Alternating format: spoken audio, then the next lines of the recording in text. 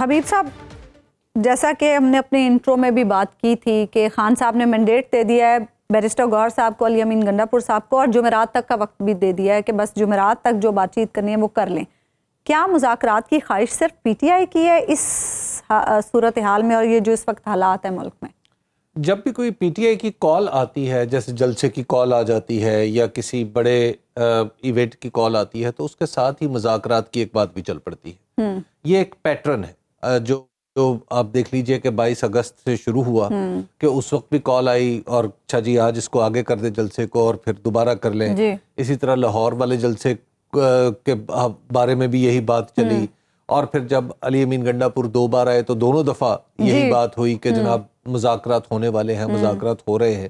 اور اب بھی ایک کال آئی ہے، اب جیسے ہی 24 نومبر کی کال آئی ہے تو ایک دفعہ پھر مذاکرات کی بات سنی جانے لگی ہے.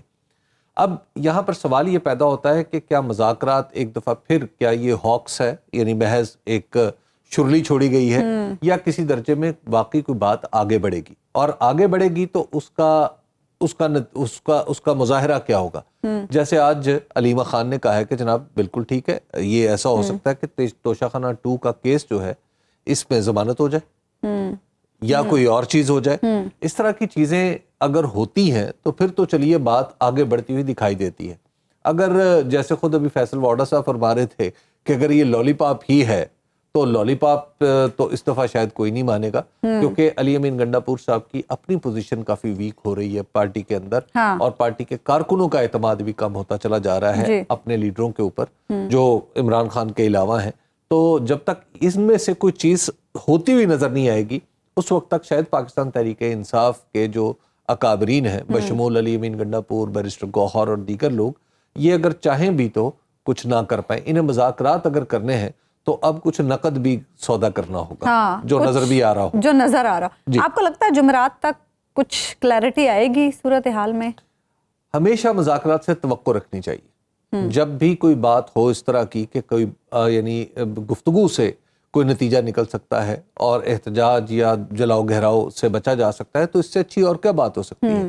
تو ہمارے پاس اس وقت سوائے اس کے کوئی توقع نہیں ہے کہ سوائے اس کے کوئی چارہ نہیں ہے کہ ہم امید قائم رکھیں کہ مذاکرات ہوں گے. دیکھیے مذاکرات میں ہمیشہ ایک بات ذہن میں رکھیں، جو مذاکرات جب بھی ہوتے ہیں تو اس وقت ہوتے ہیں جب فریق برابر پہ ہوں. جب فریق برابر نہیں ہوں گے تو مذاکرات محض وقت حاصل کرنے کا ایک ذریعہ ہوتا ہے یا وقت ضائع کرنے کا ایک ذریعہ ہوتا ہے.